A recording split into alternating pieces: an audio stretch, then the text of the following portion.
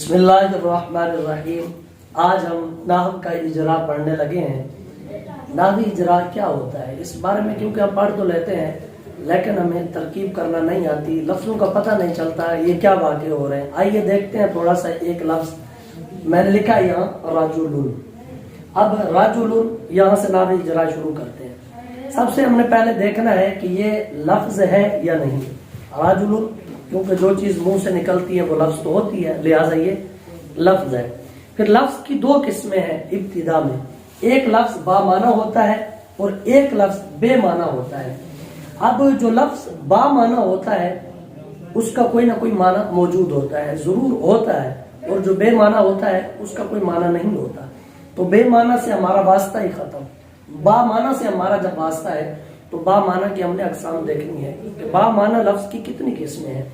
تو جو با معنی لفظ ہے اس کی دو قسمیں ہیں، نمبر ایک مفرد، نمبر دو مرکب۔ اب جو لفظ مفرد ہے اس کی کیا تعریف ہے، کیونکہ آج کا ہمارا جو اجرا ہے یہ مرکب کے متعلق نہیں ہے، صرف مفرد کے متعلق ہے۔ تو ہم نے دیکھنا ہے کہ مفرد کی کیا تعریف ہے۔ مفرد وہ تنہا لفظ جو ایک ہی معنی پر دلالت کرے، لفظ بھی ایک ہوگا، ایک معنی پر ہی دلالت کرے گا۔ تو رجل دیکھیے یہ ایک ہے اور اس کا معنی بھی مرد ہے۔ ایک لفظ ایک معنی پر دلالت کرے وہ مفرد ہوتا ہے، لہذا یہ مفرد ہے۔ پھر مفرد کا دوسرا نام کلمہ ہے۔ پھر دیکھنی ہے کہ کلمہ کی یا مفرد کی کتنی قسمیں ہیں۔ اس کی تین قسمیں ہیں، نمبر ایک اسم، نمبر دو فعل، نمبر تین حرف۔ اچھا، اس کو دیکھنے سے پہلے کہ یہ اسم ہے، فعل ہے یا حرف، تو ہم نے پہلے یہ سمجھنا ہے کہ یہ جو تین قسمیں ہیں کلمہ کی، یہ تین ہی کیوں ہیں، اس کی وجہ کیا ہے۔ اس کی وجہ یہ ہے کہ کلمہ تین حال سے خالی نہ ہوگا، یا تو کلمہ کسی ذات پر دلالت کرے گا، یا وصف پر دلالت کرے گا، یا پھر ربط۔ اگر تو ذات پر دلالت کرتا ہے تو یہ اسم ہوتا ہے، یہ کیونکہ تین ہی چیزیں تھی، ذات، وصف، ربط۔ ذات کے لیے اسم ہوتا ہے، وصف کے لیے فعل ہوتا ہے، اور ربط کے لیے حرف ہوتا ہے۔ تو یہ تین قسمیں ان تین چیزوں کو مل گئی، اس لیے کلمہ کی تین ہی قسمیں بنی۔ اب دیکھنا ہے کہ یہ راجل کیا ہے، اسم ہے کہ نہیں ہے۔ راجل ہم بولتے ہیں کہ یہ اسم ہے۔ ہمیں کیسے پتا چلا یہ اسم ہے؟ اسم تو ہم نے لکھ دیا، ہمیں پتا چلا اسم کی علامتوں سے۔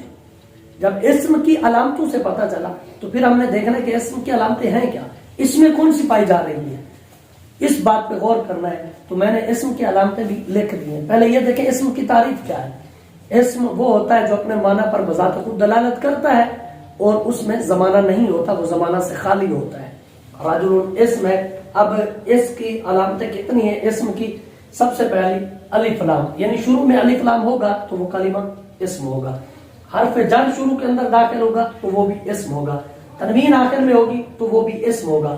مسند الیہ ہوگا تو اسم ہوگا۔ مضاف ہوگا تو اسم ہوگا۔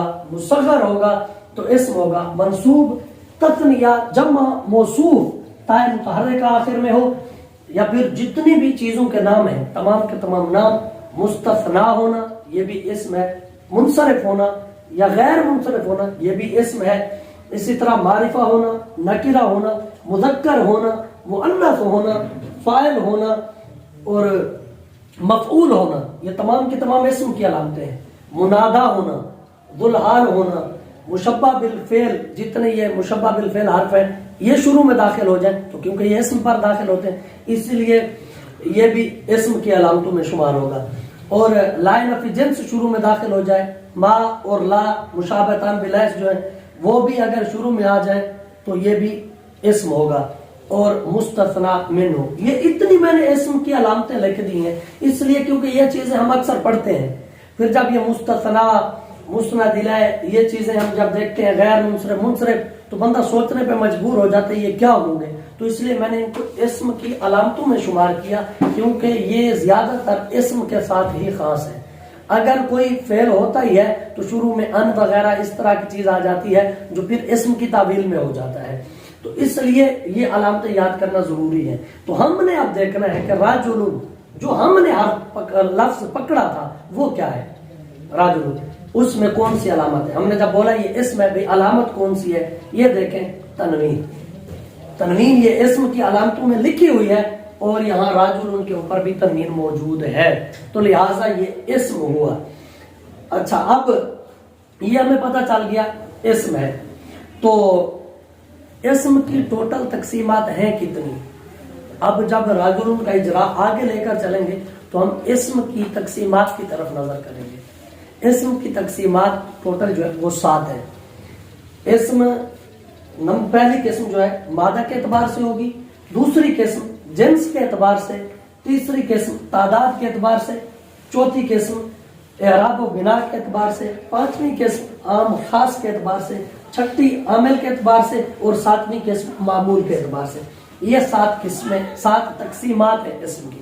اب پہلی جو تقسیم ہے اس کی باعتبار مادہ، اس میں اسم کی 3 قسمیں آتی ہیں، جامد، مصدر، مشتق۔ تو راجل اس میں جامد ہے، یہ آ گیا، اور باعتبار جنس راجل کیا ہے؟ مذکر ہے یا مؤنث؟ واضح ہے یہ مذکر ہے تو مذکر آ گیا۔ باعتبار تعداد، تو باعتبار تعداد دیکھیں، واحد ہے، تثنیہ ہے، جمع ہے، یہ جو 3 قسمیں ان کے تحت یہ واحد بن رہا ہے۔ باعتبار اعراب و بنا دیکھیں، یعنی معرب اور مبنی، معرب ہے یا مبنی ہے، یہ اعراب کو قبول کرنے والا ہے اس لیے یہ معرب ہے۔ باعتبار عام و خاص دیکھیں، راجل عام ہے یا پھر کسی کے ساتھ خاص ہے؟ خاص تو نہیں ہے، جب خاص نہیں تو پھر یہ عام ہے، جب عام ہوتا ہے تو یہ نکرہ ہوتا ہے، تو عام و خاص کے اعتبار سے یہ نکرہ ہوا۔ اس کے بعد باعتبار عامل، کیونکہ یہ خود عامل نہیں ہے، اگر اس کو مبتدا خبر وغیرہ جو کچھ بھی نکالیں گے، ابھی تو ایک ہی لفظ ہے اس لیے عامل نہیں۔ اور باعتبار معمول دیکھیں، جب اس پر عامل ہوگا، یہ مبتدا خبر وغیرہ بنائیں گے تو پھر اس پر معمول آئے گا، پھر ہم دیکھیں گے کہ یہ معمول اور عامل کے اعتبار سے کیا ہے۔ یہ تب ہے جب ترکیب میں ہوگا، کیونکہ ابھی مفرد لفظ کی وضاحت تھی، یہ اس کا اجرا کا طریقہ کار ہے۔ پھر اس میں ایک چیز معرفہ اور نکرہ ہے، اس کی پہچان عام خاص کی کیسے ہوگی کہ معرفہ کس طرح ہے اور نکرہ عام کیسے ہے۔ اس اعتبار سے ہمیں معرفہ کی جو اقسام ہیں ان کو یاد کرنا ہوگا، اسماء اشارات میں دیکھنا ہوگا، موصولات میں دیکھنا ہوگا، ضمائر میں دیکھنا ہوگا، معرفہ بندا، الف لام، یہ چیزیں دیکھیں یہاں کوئی بھی نہیں پائی جا رہی، نہ ہی اضافت پائی جا رہی ہے، نہ ہی راجل کسی ایک خاص مرد کا علم ہے، بلکہ یہ تو جنس مرد، یہ جنس پر بولا جا رہا ہے۔ تو لہٰذا اس لیے جب ہم دیکھیں گے کہ راجل، یہ اس میں معرفہ کی اقسام میں سے کوئی بھی قسم نہیں ہے، اس سے کوئی بھی مرد ہو سکتا ہے، کوئی ایک مرد خاص نہیں، تو لہٰذا پتہ چلا یہ راجل کیا ہے، یہاں نکرہ ہے۔ یہ تھا مختصر صرف لفظ مفرد کا اجرا۔